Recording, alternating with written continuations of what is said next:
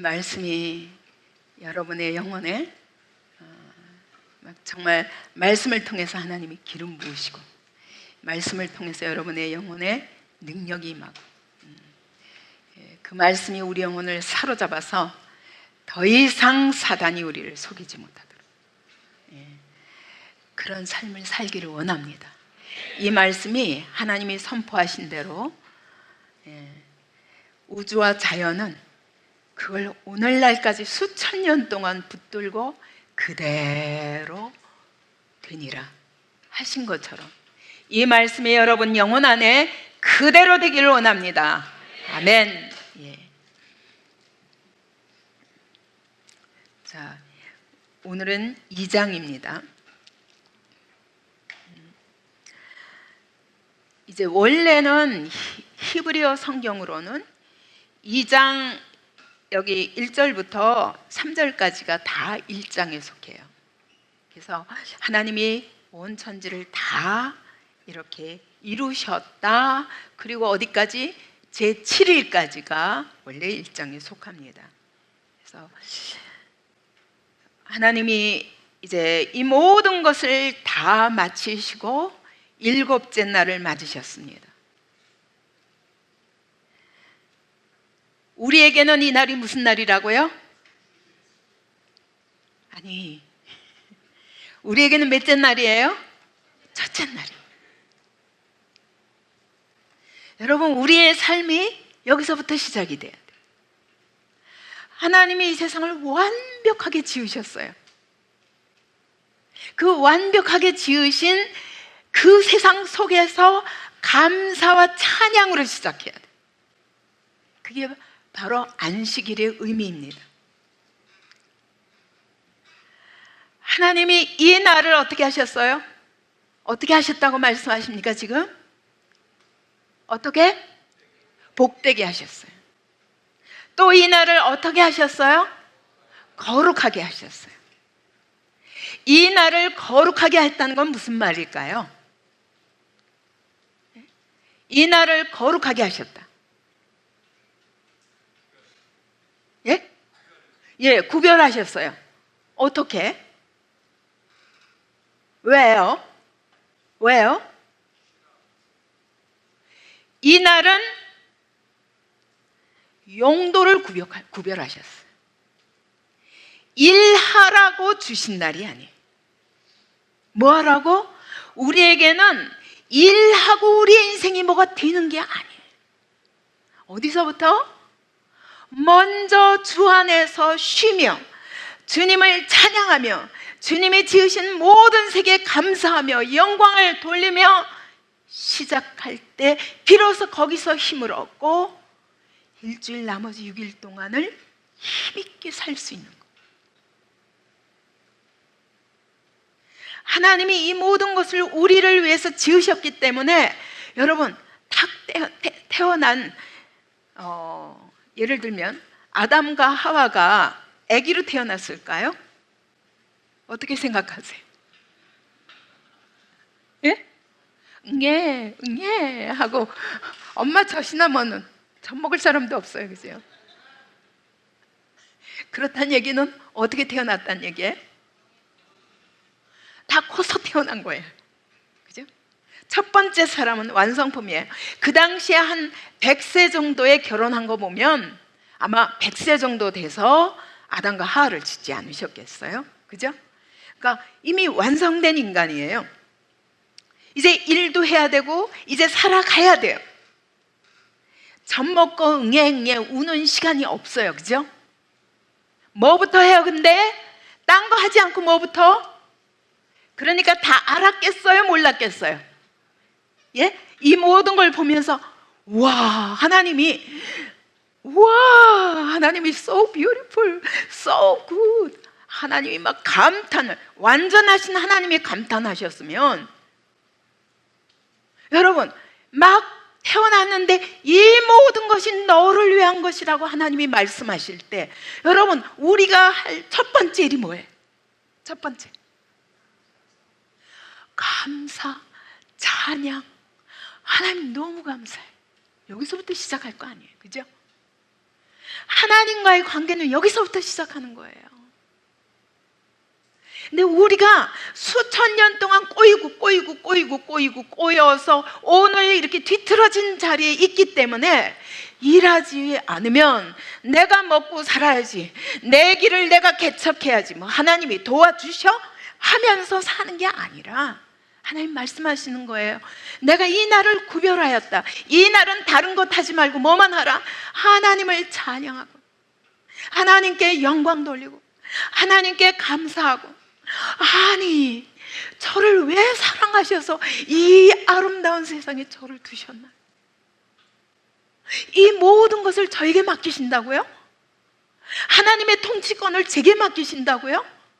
하나님, 전 몰라요. 어떻게 해야 되는지 몰라요. 지으신 분이 하나님이시잖아요. 그러니까 하나님이 너무 잘 아시죠. 어떻게 하는 것이 가장, 모든 것이 제자리에 있다는 것이 어떤 것인지 전 몰라요. 하나님 아시잖아요. 그러니까 하나님 알려주세요. 어떻게 해요? 그래서 이제 그때부터 듣기 시작하는 거예요. 하나님이 바로 어저께 우리 말씀 읽은 대로 하나님이 사람을 지으실 때 내가 왜 너를 창조하였으며, 하나님이 다 설명하실 거 아니에요. 묻기만 하면 다 대답하실 거예요. 여러분, 저한테 질문하기 전에 하나님께 먼저 물어야 돼요. 그죠? 여러분도 하나님이 직접 그렇게 지으셨고 하나님이 직접 여러분의 삶에 다 대답해 주세요. 제가 늘 그러잖아요. 너무너무 외롭게 저는 성도 하나 없는 교회에서 맨날 목사님을 도와서 교회를 세우는데 목사님이 전도를 못하셔서 제가 열심히 전도하고 다니면서 사람 끌어다 놓고 그리고 가르치고 신방하고 막 다 하면서, 이거 초신자 때부터 제가 이렇게 자랐어요. 그래서 하나님이 저를 키우신 거예요. 전 사람이 키운 게 아니에요. 여러분, 저만 그런 게 아니라 저는 모든 사람을 그렇다고 믿어요. 근데 워낙 연약하니까 하나님이 공동체를 주셔서 이 안에서 하나님이 심부름꾼을 세우시고 그리고 여러분을 돕게 하시는 거예요. 근데 이 돕게 하는 사람도 안 믿으면, 하나님이 맡겨주신 돕게 하는 사람도 안 믿으면 방법이 없어. 돕고 싶어도. 그죠? 이렇게 철저히 왜곡되어서 내가 내 인생을 개척해버리라, 아무 누구 말도 안 들어, 이 상태가 가장 무서운 상태예요. 하나님은 이 날을 구별하셨습니다. 다른 용도로 쓰면 안 돼. 나와 친하자. 내가 너한테 다 알려줄게. 뭐든지 물어봐. 그래서 나중에 보면 나오죠. 범죄한 후에도 하나님은 변함없이 에덴 동산을 거니시면서 아담아 아담아 하고 부르셨어요. 왜요? 늘 그 교제를 하셨던 거예요. 이게 신앙생활이에요. 여러분, 교회 와서 보는 게 아니에요. 그냥 예배를 보는 게 아니에요. 구경꾼처럼 왔다가 이 교회가 내게 유익할까 아닐까 이러고 여러분 떠돌아다니는 사람이야말로 영원히 신앙생활 못해요. 왜요? 주님과 나와의 관계가 안 이루어지잖아요. 여기 가면 이래서 불평, 저기 가면 저래서 불평, 계속 그럴 수밖에 없는 것은, 여러분, 이 땅에는 완전한 교회가 없기 때문에, 어디에도 완전한 사람도 없어요. 다만 우리가 이거 한 가지만 확인하면 돼요. 정말 하나님을 사랑하고 정말 무지하고 연약하지만 하나님을 좇기를 사모하는가, 이거 한 가지만 보면 돼요. 저는 모든 사람을 볼 때 그렇습니다. 아무리 그가 연약하고 아무리 그가 모자라도 하나님을 향한 사모함만 있으면 돼요. 그럼 다 용서가 돼요. 왜요? 지금 자라가는 중이잖아요. 근데 폐역하게 막 거스르고 대적하고 이러면은 정말 도울 길이 없어요. 그죠? 하나님이 이러시는 거예요. 너 딴 거 하지 말고 나하고 먼저. 그래서 제가 오죽 답답하면요, 우리 청년들 막 세상에 나가기 전에 1년만이라도 교회 안에서 좀 말씀 안에서 지내봐 라고 제가 붙잡기 시작한 거는 너무 안타까운 거예요. 이제까지 자라면서 부모한테 세상적인 가치관에 의해서 길들여지고, 학교 가면 더 큰, 아무리 정말 신앙생활을 한다고 해도 진짜 말씀의 가치관으로 바뀌어서 자녀들을 그렇게 키울 수 있는 가정들이 얼마 없어요. 그렇기 때문에 여러분 어떻게든 어려서부터 거저 부모한테 거저 듣고 배운 게 세상 가치관으로 쪄들어 있는데 학교 가면 그걸 더 강화시키죠. 그렇게 수십 년을 살아오고 20년을 살아오고 아니요 20몇 년 25년 군대까지 갔다 오면 28년 거의 30살 될 때까지 이렇게 살다가 그 다음에 그냥 쏜살같이 그냥 세상으로 나가니 언제 하나님을 알겠어요? 근본적으로 하나님과의 관계가 전혀 이루어지지 않은 상태에서는 나가서 수고하면 할수록 이 수고의 시간은 점점 더 길어집니다. 점점 더 길어져요. 하나님 말씀하신 그냥 탁 아담과 하와를 만드시자마자 나만 봐. 나하고 가까워지자. 내가 너를 얼마나 사랑하는지. 이 모든 거 다 네 거야. 다스려. 절대로 세상에 질질질질 끌려다니지 마. 세상 밟고 살아. 이 세상 다스려야 돼. 내가 너희가 가르쳐 줄게. 뭐가 질서인지, 내가 이 세상을 창조한 질서가 무엇인지 내가 가르쳐 줄게. 이게 바로 말씀과 교제하는 시간이에요. 우리가 하나님 눈에 보이지 않아요. 어떻게 그분과 교제해요? 그래서 여러분 하루도 새벽부터 우리는 이렇게 말씀과 하나님과 속삭이면서 오늘 하루를 또 계획할 때 오늘 하루 승리할 수 있어요. 그죠? 이런 삶을 하루하루 살아가는 게 신앙생활이에요. 근데 이거 안 하는 사람이 여러분 어느 순간부터 내가 주님을 놓치기 시작했지 자기도 몰라요. 교회는 다니죠. 성경 읽으면 그런가 보다. 때로는 예배 드리면서 눈물도 흘려요. 찬양도 해요. 감사도 해요. 힘이 없어요. 오늘 하루 밀려오는 세상의 물결 속에서 이걸 거스르며 갈 힘이 없어요. 그러니까 질질 끌려가죠. 질질 끌려가요. 하나님이 땅을 정복하라고 했는데 땅을 내 발 밑에 두라고 그랬는데 땅에 질질 끌려가는 게 오늘날 그리스도인 아닙니까? 다스리라고 했는데 다스리기는커녕 입이 꼭 다물고 그리스도인인 것조차 밝히지 않고 세상이 가는 대로 쫓아가서 적당히 월급만 받고 돈만 벌고 여러분 그러면 되잖아요. 그래서 하루하루 먹는 새 문제가 없으면 되잖아요. 이게 그리스도인의 삶이라면 회복하시기 바랍니다.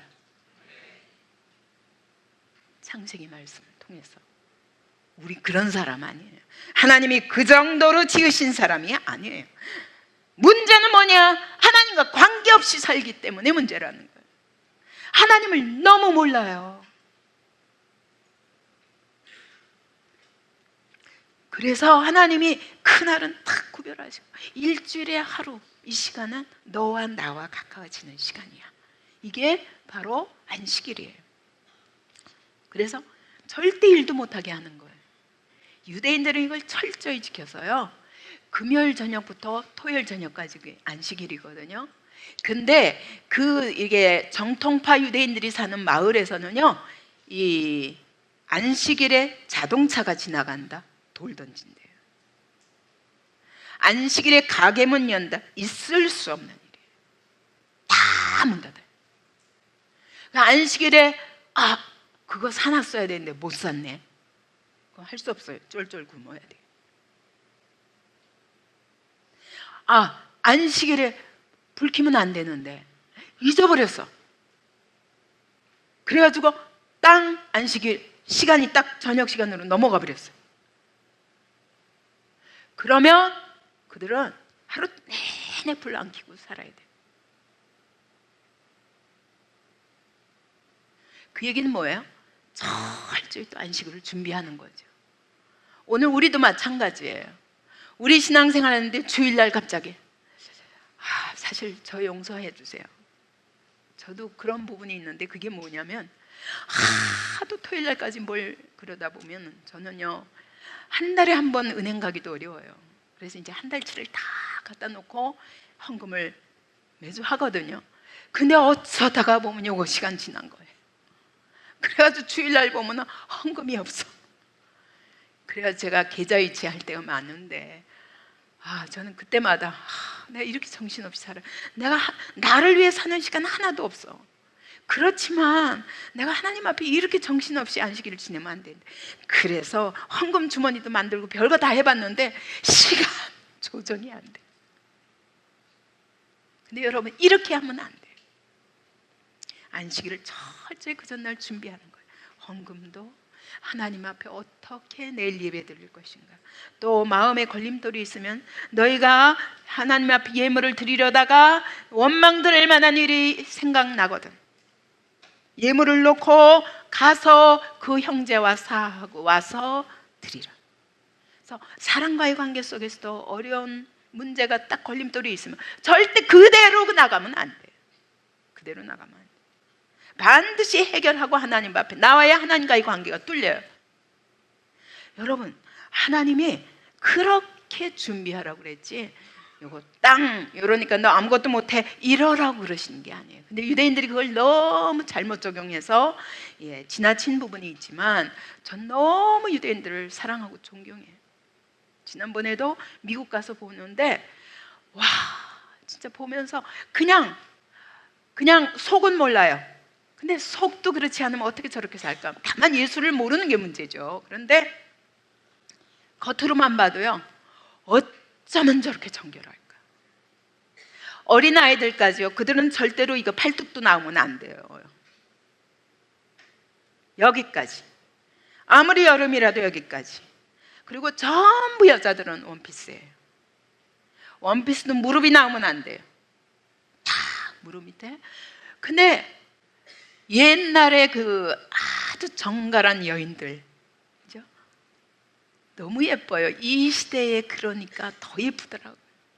근데 정말 바뀐 사람이고 거듭난 사람이라면 여러분 그렇게 살 줄 알아야 돼요. 인간이 얼마나 연약한 존재인지 알고. 어쨌든 하나님은요, 그러면 이렇게 그분과 생명의 교제를 나누고 그 거룩한 영광을 목격하고 그 하나님의 사랑을 알고 하나님께 감사하다 보면 여러분, 그러고 그 다음날 세상에 나가요. 어떨까요? 세상을 대하는 태도가 어떨까요? 하나님의 자녀로서 당당하겠죠. 그죠? 세상에 하나님이 어떤 분이신지, 당신을 어떻게 사랑하시는지, 오늘도 당신을 기다리고 계신다는 걸 선포할 수 있겠죠. 내가 그렇지 않은데 딴 사람한테 어떻게 전해? 그죠? 아무튼 하나님이 이기에 바로 안식일을 주신 목적이라고 말씀하시는 거예요. 그 다음에 두 번째 뭘 하신다고요? 거룩하게 하시고 또 복되게 하신다고 그랬죠. 그러면 내가 너를 축복하리라. 여러분, 이 히브리어로 바라크가, 바라크라고 그러거든요.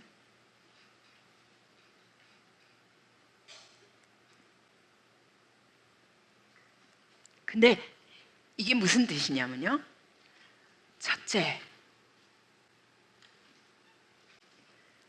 납작 엎드려서 무릎 꿇고 하나님 앞에 납작 엎드리다, 이런 뜻이 있어요. 그 다음에 두 번째가 뭐냐? 찬양하다, 높이다 라는 뜻이 있어요. 하나님을 찬양하는 거죠. 하나님을. 그 다음에 세 번째, 그러면 하나님이 책임지시고 축복하겠다. 여러분, 이 복의 단계가 있다는 거예요. 뭐 하면 하나님이 납작, 하나님 앞에 납작 엎드리면. 여러분, 수도사들이 그거 할 때 어떻게 선신할 때 천주교에서 보시죠. 저는 그 모습 보면요, 가슴이 뭉클해요. 우리가 저래야 되는데 난 그리스도인들이 너무 교만하다고 생각해요. 너무 교만하고 너무 가벼워. 하나님 앞에 납작 엎드려요. 값싼 구원을 만들어 버렸어. 하나님은 구원을 너무 값진 것으로만 하셨는데 이걸 너무 가볍게 만들어 가지고 아멘 믿어요. 예, 믿는다니까요. 그럼 끝이야. 영접했어요. 그러면 구원 받는다고 생각해요. 절대 아니에요.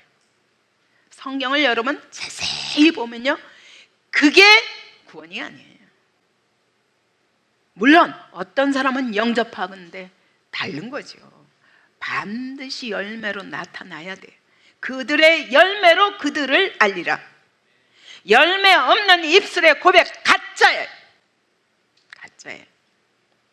하나님은 네가 납작 엎드릴 때 하나님 앞에, 그때 내가 너를 책임지겠다, 축복하겠다. 요 두 가지 약속이 안식일에 있습니다. 여러분, 여러분의 주일은 바로 이런 날입니다. 하나님 앞에 납작 엎드리시기 바래요. 그러면 모든 예배마다 여러분 사람 보지 마세요. 사람은요 실수도 하고 우리 다 건설 중이야. 공사 중 인간들이야. 목사도, 그죠? 우리는 다 부족해요. 그런데 하나님이 쓰시기 때문에 그 입에서 나오는 말은 그 사람의 말로 받으면 안 돼요. 하나님의 음성으로 들어야지. 그래서 하나님 앞에 납작 엎드린 사람은 여러분 누구를 통해서라도 하나님의 음성을 들어요. 저는 모든 예배가 초신자 때부터 그랬어요. 모든 예배 속에서 그 목사님이 말씀을 전하지 않고 딴소리 하시면요, 그 시간에 그 목사님이 전하고자 했던 그 본문을 열심히 읽어요. 그것만 1시간 내내 읽어요. 그리고 거기서 하나님의 음성을 듣는 거예요. 그리고 제 노트에다가 적고 했어요. 왜요? 아니, 사람이 혹시 잘못 전하더라도 나는 하나님의 말씀을 받아야 돼요. 안 그래요? 그죠? 이게 신앙생활 하는 자세입니다. 이거 하나님 앞에 신앙생활 하는 자세예요. 그래서 하나님이 네가 하나님 앞에 이 주일을 거룩하게 하나님과 구별하여 하나님과 함께 그분을 섬기며 찬양하며 높이며 자랑하며 납작 엎드려 그분을 경배하면 나머지 6일 내가 책임질게.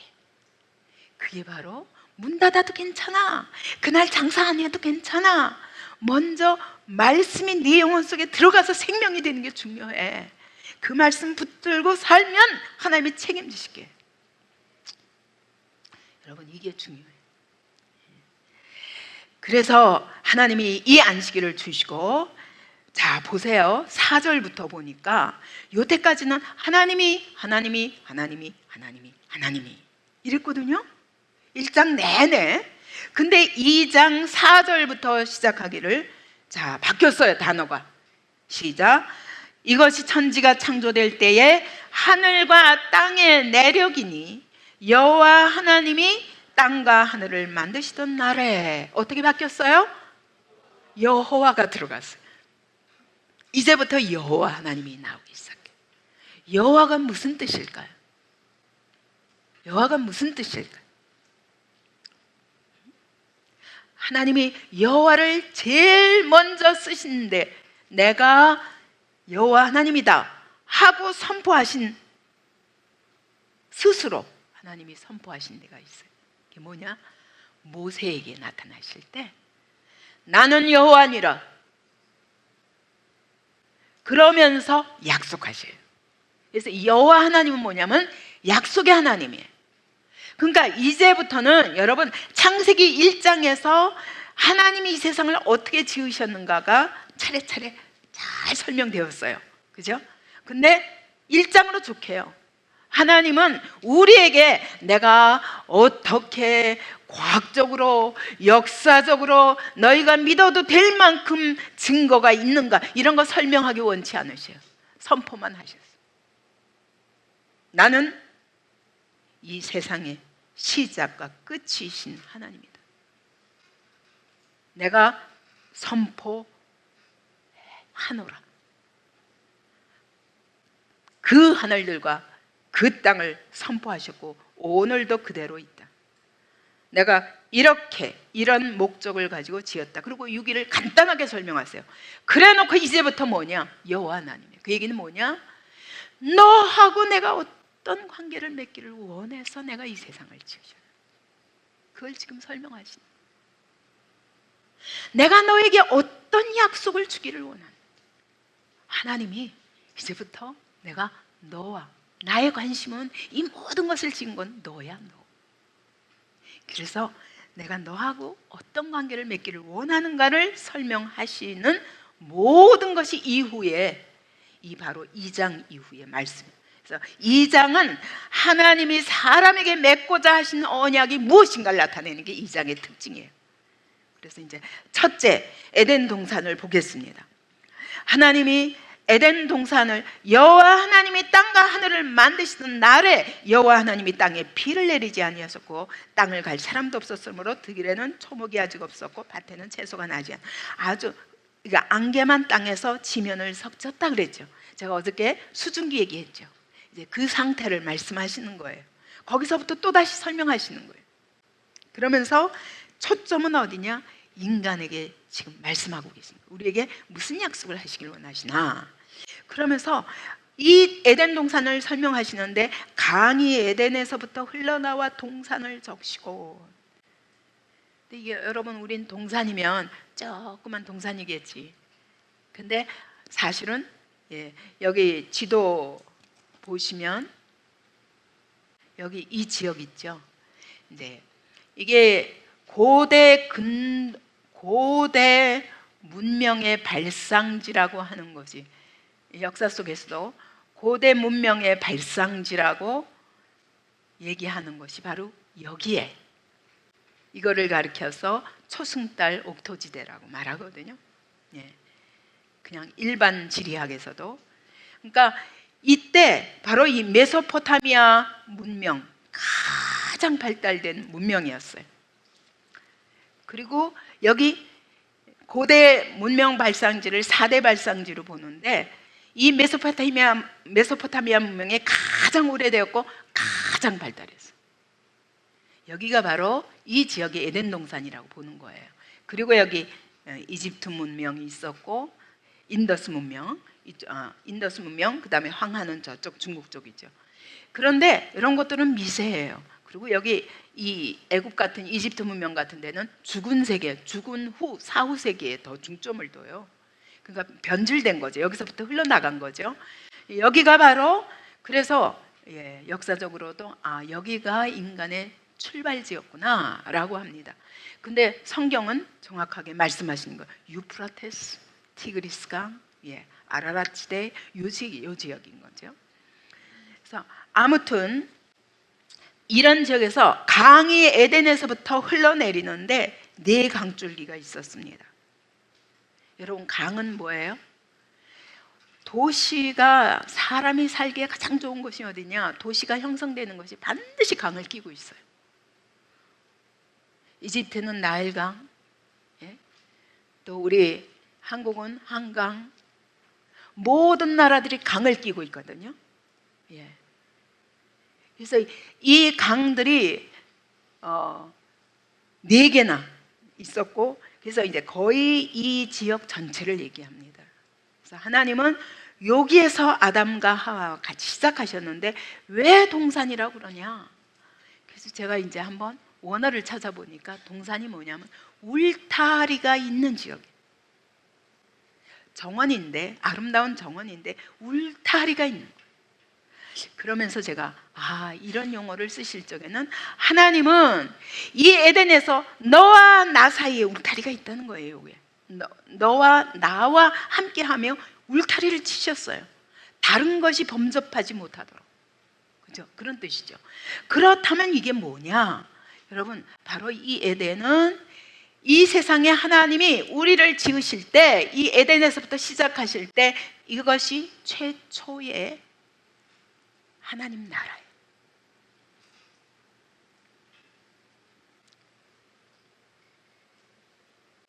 하나님이 통치하시고 우리는 납작 엎드려서 아멘, 하나님께 감사와 영광과 찬양을 돌리며 그렇게 하나님의 뜻을 알고 하나님의 뜻대로 하나님의 질서대로 이 땅을 차근차근 질서를 세워가기를 원하셨다는 걸 알 수 있죠.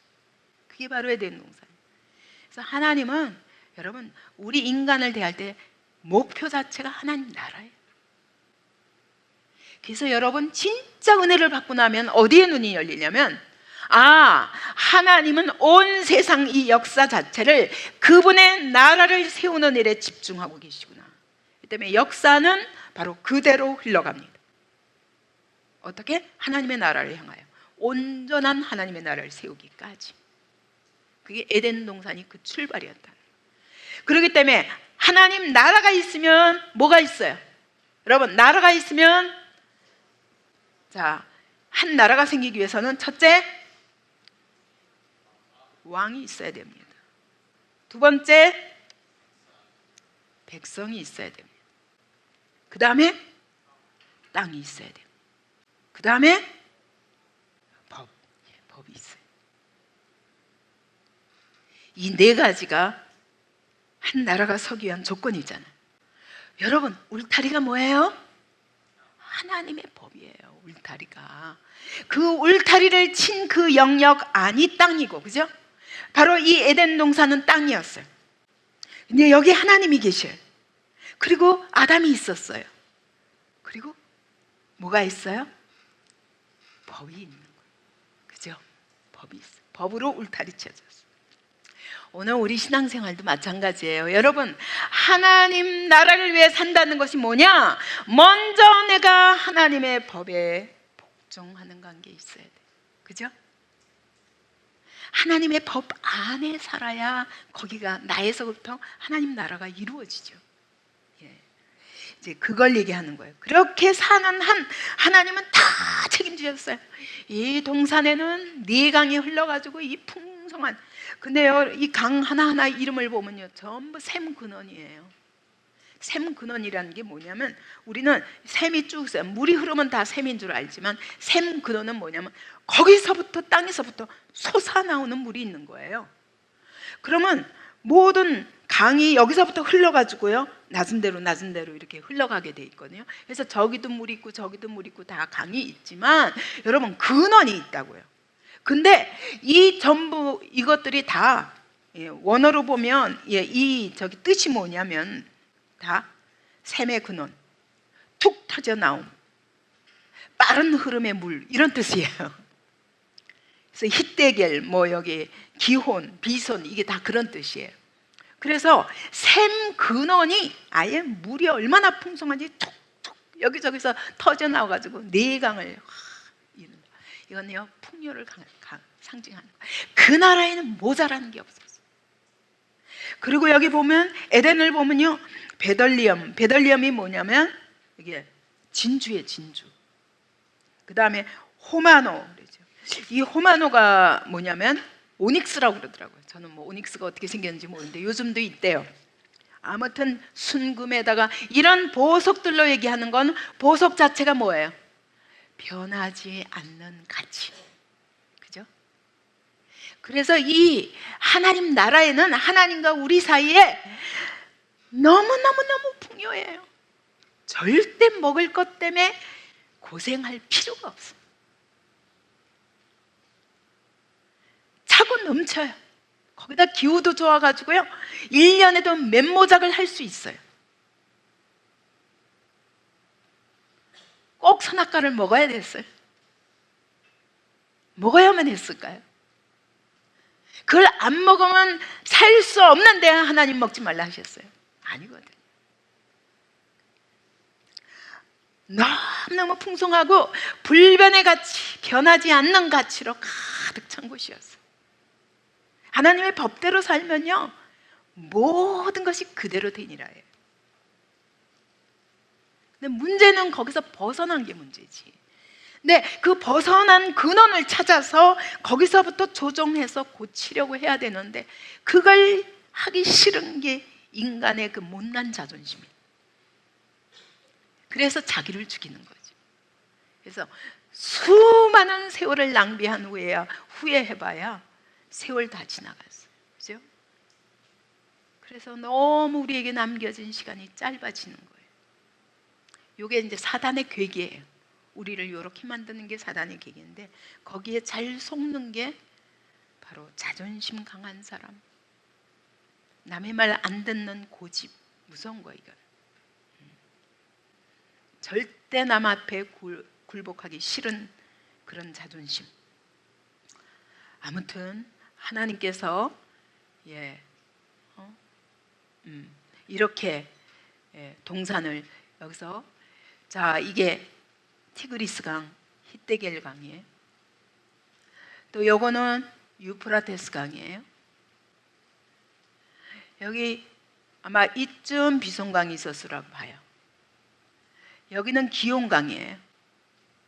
근데 지금 이게 다 표시할 수 없는 거는, 지금은 기혼강도 비송강도 없거든요. 근데 이제 이게 언제 그렇게 이루어졌으리라고 보냐면, 노아 홍수 때 대단한 지각 변동이 있었을 것이다. 그래서 이게 비송강이 여기 있었던 게 사막 때문에 없어지고, 그 다음에 이것을 대부분 여기가 기온강이라고 이렇게 표시되는 데가 있거든요. 근데 그게 나일강이에요. 결국 나일강이 기온강이다 이렇게 말하는 사람도 있어요. 이게 여기 있었던 것이 그때 지각 변동으로 인해서 이렇게 산이 올라갈 거 내려가고 막 꺼질 거 꺼지고 그러면서 지각 변동이 있었을 때, 아마 그 강이 이쪽에 있었던 게 이렇게 지각 변동에 의해서 그 후로 이쪽으로 변했을 것이다 라고 보는 거죠. 아무튼 하나님께서 요 지역이 에덴 동산인 것으로 그렇게 풍성한 곳을 주셨습니다. 7절에 가겠습니다. 그러면 하나님이 이렇게 아름다운 동산에 우리를 두시면서 하시는 말씀이 뭐냐? 7절 다 같이 읽읍시다. 시작. 여호와 하나님이 땅의 흙으로 사람을 지으시고 생기를 그 코에 불어넣으시니 사람이 생명이 된지라. 여러분, 여기서 이제 사람을 어떻게 지었는가 나오는데, 하필이면 흙으로 지으셨어요. 흙으로 지으시고, 그리고 어저께 우리가 본 것처럼 그 영광스러운 하나님과 교제할 영광스러운 신분을 주신 거예요. 이 두 가지를 반드시 기억해야 돼요. 우리는 어떤 존재인가? 여러분, 흙이에요. 흙인데 이 흙을요 그대로 보면, 원어를 보면 이 흙이 뭐냐면요, 티끌, 먼지라는 뜻이에요. 하나님이 인간을 지으시는데 본질은, 내 인간의 본질은 뭐다? 흙이다. 뭐가 없으면 하나님과의 관계가 없으면 흙이에요. 그래서 인간 안에는 두 가지가 있는 거예요. 어마어마한 영광스러움이 있는데 동시에 말할 수 없는 흙과 같이 연약한, 티끌과 같이 연약한 존재일 뿐이에요. 그래서 제가 늘 얘기하잖아요. 저 중학교 때 처음 가가지고 자연 공부하다가 너무 놀랐어요. 과학 공부하다가. 왜냐하면 인간을 동물이라고 그래서. 동물 중에 포유류 동물이래. 얼마나 충격이지. 저는 그걸 잊을 수가 없어요. 그 어린 마음에 너무 놀랐어요. 내가 동물이라고. 근데 진짜 인간은 하나님이 떠나시면 동물과 똑같아요. 먹고 싸고 자고 그거밖에 할 일 더 있어요? 없죠. 짐승하고 똑같아요. 이제 하나님이 떠나서 점점 원형을 잃어가니까 지금은 짐승처럼 살고 있잖아요. 사실은 정말 인간이 어떻게 저럴 수 있을까? 그런 죄악들이 만연하죠. 그래서 하나님이 말씀하시는 겁니다. 우리를 어마어마한 대리 통치권자로 하나님이 우리를 위임하셨지만, 하나님의 형상대로, 하나님의 모양대로 지으사 하나님의 영광의 교제에 초대하셔서 그 영광스러운 교제 속에서 하나님의 영광을 알고 그 영광을 이 땅에 옮기는 일에 우리 몸을 가졌으니까 하나님은 몸은 없으시지만 우리는 몸을 가졌기 때문에 하나님 대신 이 땅에다가 하나님의 영광을 옮겨 넣는 거예요. 하나님의 법을 옮겨 넣는 거예요. 그게 살아야 할 이유라고요. 그래서 하나님의 영광을 위해서 살라 이렇게 말하는 거예요. 원래 그런 존재예요. 그렇지 않으면 뭘로 살아요? 흙으로 사는 거예요. 없어질 것을 위해서 사는 거예요.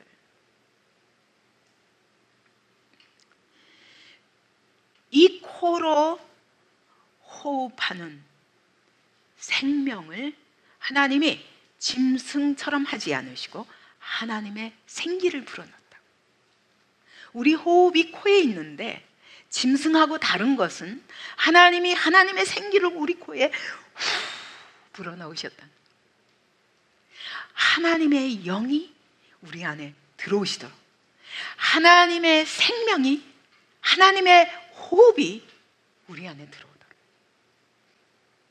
그래서 하나님과의 관계가 끊어지면 여러분 뭐예요? 티끌이에요. 흙이에요. 짐승 수준의 삶을 살 수밖에 없어요. 이 두 가지를 명심해야 됩니다. 근데 하나님이 이렇게 지어 놓으시고 그 다음에 그래서 여러분 우리의 가치는 어디에 있다? 육체에 있다? 그럼 어디?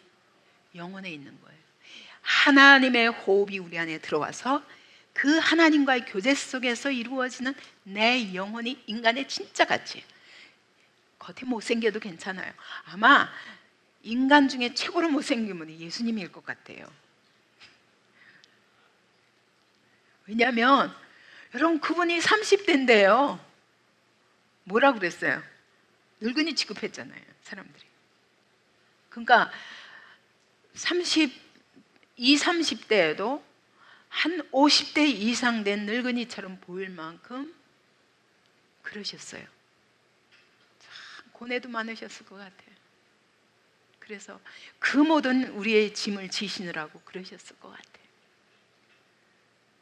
그게 중요한 게 아니라 그분과 하나님과의 관계, 그것이 우리 모두를 살렸잖아요. 그래서 여러분 오늘 우리에게도 여러분 이 육체, 오늘은 외모 지상주의, 그래서 이 육체를 내 속은 어떻게 됐든 겉을 꾸미는 데는 내 겉이 초라한 건 내가 꼴을 못 봐. 근데 내 속이 어떻게 생겼는지는 전혀 신경을 안 쓰는 게 이 시대예요. 그러다 보니까 성형수술하고 난리지만 여러분 점점 영혼은 취해가는 거죠. 영혼의 가치에 눈을 뜨시기 바랍니다. 영혼은 무엇을 통해서 이루어진다? 하나님과의 관계를 통해서 이루어지는 거예요. 그래서 하나님과 어떤 관계에 있느냐가 그 사람의 진짜 가치, 진짜 가치, 진짜 가치. 하나님이 그래서 우리에게 약속을 하시는 거예요. 이렇게 흙으로 지으시고 또 하나님의 생기를 불어넣으시고 그리고 우리에게 약속을 하시는 거예요. 어떤 언약? 어떤 언약? 어떤 언약? 생명나무와 선악과. 여러분 우리가 죽는 것이, 우리를 죽이는 것이 목표였습니까? 살리는 것이 목표였습니까? 그래서 이것을 생명의 언약이라고 그래요. 선악과를 주셨지만 그것도 뭐 하기 위해서? 죽지 않게 하기 위해서 선악과 주셨지 우리를 죽으라고 그거 주신 거 아니라고요. 죽지 않게 하기 위해서. 왜? 아까 울타리가 있잖아요. 이게 오직 하나님이 여기다가 10개만 세우셔도 우리 못했어요, 그죠? 근데 한 개만 하면 돼. 이유할 필요 없어. 안 먹으면 돼. 이유는 딱 한 가지야. 너가 죽기 때문이야 라고 말씀하셨다니. 그죠? 그래서 하나님의 우리를 향한 언약은 생명 언약이에요. 무슨 생명? 무슨 생명? 영원한 생명. 와, 이 티끌 같은 존재를 하나님이 영원히 데려가기 원하세요. 이 티끌 같은 존재를 이렇게 흙으로 내버려 두고 먼지 티끌로 남겨두길 원치 않으시고 우리를 영원히 하나님과 함께하는 존재로 만드시기 원하셨어요. 근데 거기에는 뭐가 필요하다? 반드시 필요한 거 있어요. 그게 뭐예요? 선악과를 먹으면 안 돼요. 왜요? 그것이 하나님과 나 사이에, 이거는 선악과라는 건 뭐예요? 너 스스로는 선악을 알 수 없으니까 하나님께 전폭적으로 의지해야 돼. 응? 알았지? 어린애기 우리가 손잡고 엄마 손 놓치면 안 돼 라고 하잖아요. 근데 제가 우리 이 두 연년생을 키울 때 하나 업고 하나 안고 이랬는데 이게 둘이 걸을만 하니까 이 손 잡고 가야 된다 하는데 노래 내 마음대로 가겠대. 막 저쪽으로 가는 거예요. 그럼 나 이쪽으로 가는 척 해도 막 그쪽으로 가요. 가다가 엄마가 안 보이면 막 떼를 쓰면서도 엄마 보고 나 따라오라는 거지, 한마디로. 근데 이게 우리의 본성인 것 같아. 우리가 꼭 하나님이 우리를 따라가게 만들고야 말아. 하나님만 따라가면 저도 편하고 하나님도 편하신데, 근데 하나님 보고 나 따라오래. 그래서 고생하는 거예요. 근데 하나님은요 따라가 주시더라고. 피를 철철 흘리면서 따라와 주시더라고.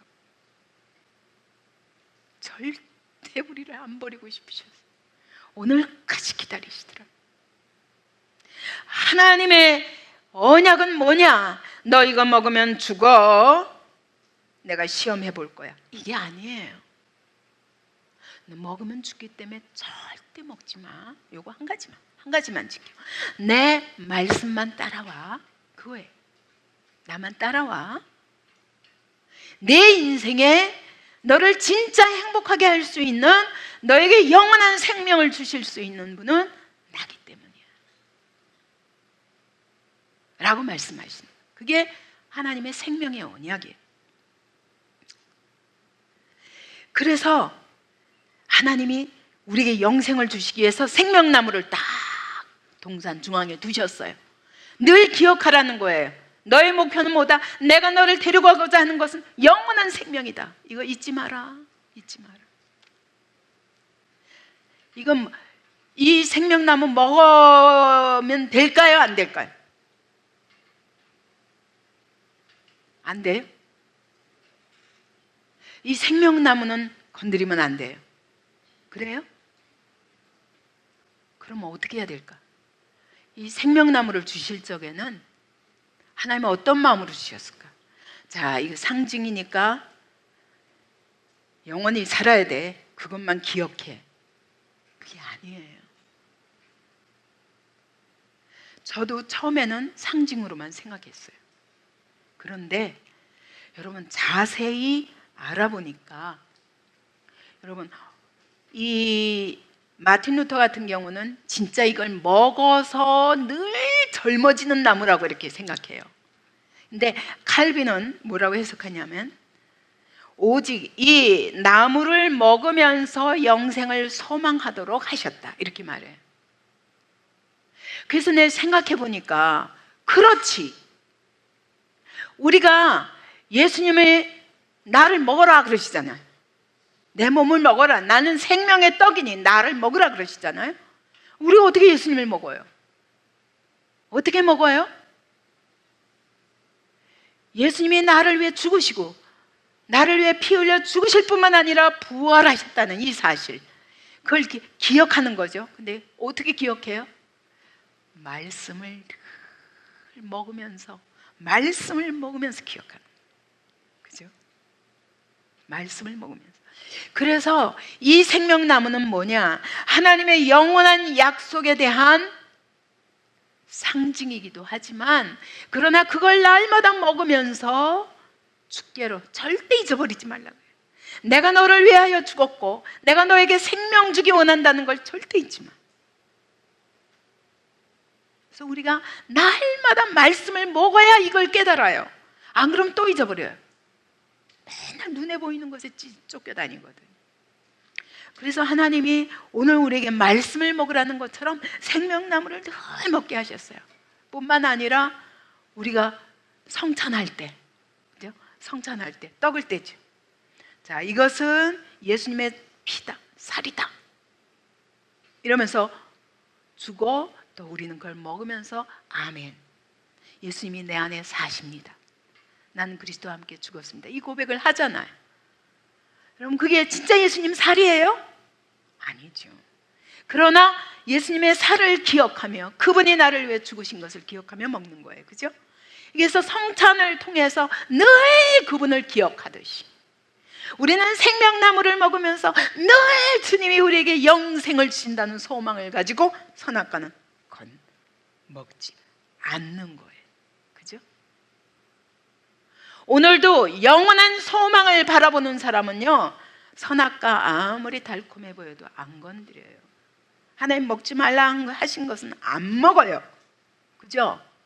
근데 이 영생에 대한 소망이 없는 사람은 저거 먹으면 좀 내가 더 똑똑해질까? 사단이 꼭 말하잖아요. 네가 하나님이 될 수 있잖아. 너 하나님만큼 능력이 있으면서 왜 그렇게 썩어? 그래서 이 사단이 너무 잘한 거예요. 인간을 하나님이 얼마나 뛰어나게 지으셨는지 알기 때문에 그걸 자극해가지고 우리로 하여금 교만하게 하나님보다 높아지려 하고 자기 방법으로 똑똑해지려 하고 자기 방법으로 하나님처럼 되고 싶어요. 이게 다 사단의 괴계예요. 그래서 이 생명나무를 늘 먹어야 됩니다. 먹으면서 영생을 기억해야 됩니다. 그러나 하나님이 선악과는 먹지 말라, 정령 죽으리라가 아니라 원문으로는 무트 하시면서 죽는다 라고 말씀하십니다. 아주 친절하게 무트. 자, 그러면서 하나님이 16절에 보니까 여호와 하나님이 그 사람에게 명하여 이르시되 동산 각종 나무의 열매는 네가 임의로 먹어라. 이 어마어마한 넓은 에덴 동산의 각종 나무, 뭐 외에는, 선악과 외에는 모든 것 다 먹어. 각종 나무 임의로. 이때는 요만큼만 먹어야 돼, 더 먹으면 안 돼, 그게 아니라 하나님이 네 마음대로 먹어라. 여러분, 자유의지는 바로 여기에 있는 거예요. 임의로.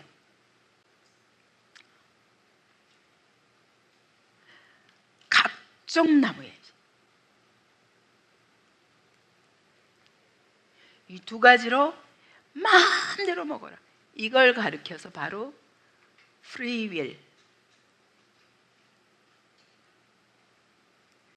자유의지는 여러분 하나님이 허락하신 것을 마음껏 누리는 거예요. 그게 자유의지예요. 여러분, 어떤 사람은 이걸 잘합니다. 그러면 그 방법으로 자기가 계속 개발하면서, 그래서 15절에 보면 그것을 경작하며 지키게 하셨다 그러죠. 경작이 뭐냐면 개발하는 거예요. 계속 자기가 열심히 노력해가지고 아름답게 만들어가는 게 개발이거든요. 경작이거든요. 그리고 우리가 일하는 거는요, 하나님이 우리에게 허락하신, 그리고 우리에게 명령하신 것들을 하나님이 마음껏 너의 은사대로, 너의 수고와 너의 노력과 그 모든 것 하나님이 칭찬해 주시겠다는 거예요. 그러니까 그걸 마음껏 하나님이 허락하신 것들 다 허락하셨잖아요. 안 허락하신 것이 없어요. 딱 한 가지만 안 하면 돼요. 그게 뭐예요? 오직 선악과만, 요거 빼놓고, 선악과 빼놓고, 요거 빼놓고 나머지는 다,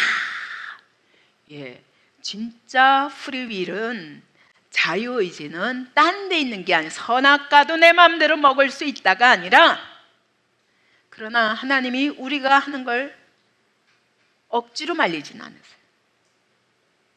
그렇기 때문에 그냥 그걸 먹지 말라는 걸 굳이 먹는 거를 말릴 수가 없어요. 이게 하나님의 안타까움이에요. 그래서 내버려 두사. 내버려 두시는 것 때문에 얼마나 우리가 많은 세월을 잃어버리고 얼마나 많은 고생을 하고 있는지 몰라요. 그래서 말씀을 통해서 내가 해야 될 것과 하지 말아야 될 것이 분명히 무엇인가를 바로 파악하는 것이 너무너무 중요합니다. 하나님이 이것은 뭐예요? 죽기 때문에, 이게 맛있어서가 아니라, 이걸 먹으면 네가 하나님과 같이 되기 때문이 아니라, 이것을 먹으면 네가 선악을 알게 되기 때문이 아니라, 무엇 때문에? 네가 죽기 때문에. 죽는다? 죽는다.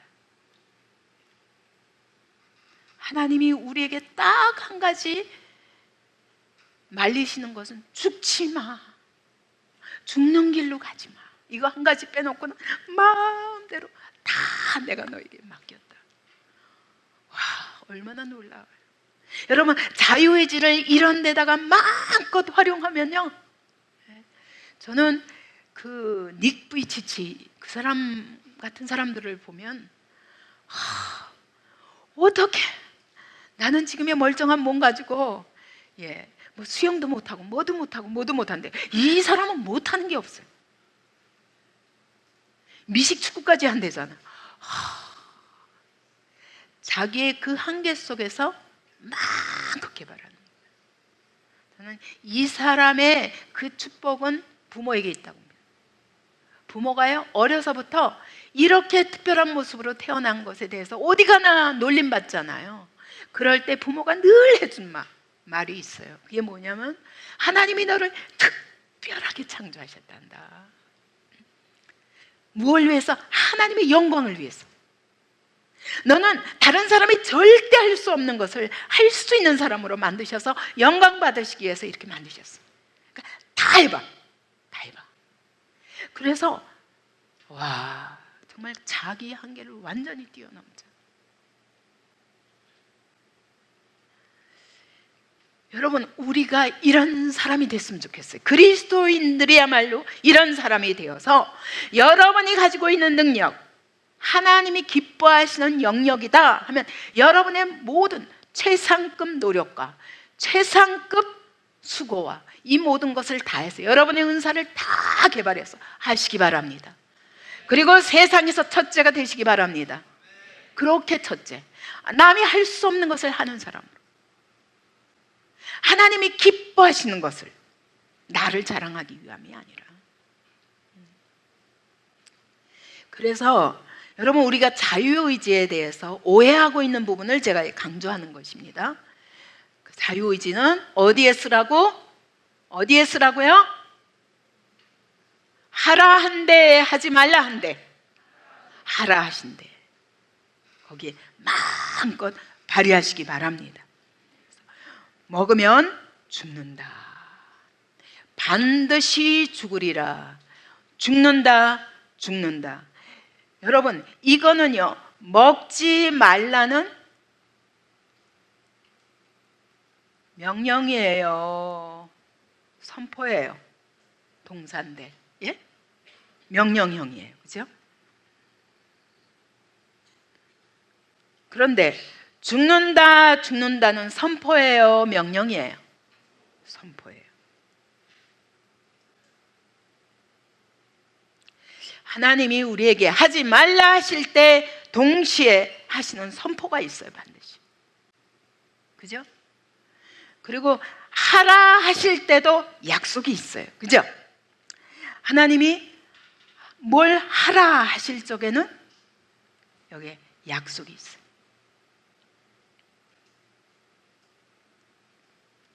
명령하시지만 반드시 약속이 따라요. 그러나 하지 말라는 데는 반드시 선포가 따라요. 먹지 말라는 걸 먹으면 어때요? 반드시 죽는다. 선포예요, 이거는. 그런데 하와가 어땠어요? 죽을까 하노라. 여기서부터 어긋나기 시작하잖아요. 그죠? 그래서 오늘 우리가 하나님의 약속 속에, 자, 반드시 선포란 뭘 의미하냐? 심판이 따른다. 하지 말라는 거 할 때는 반드시 심판이 따른다. 하라는 거 하면 약속이 따른다. 그러므로 구하라. 그러면 너희가 주실 것이요. 찾으라. 그러면 찾아질 것이요. 두드리라. 그러면 열릴 것이니. 찾는 이가 찾는 이마다 찾을 것이요.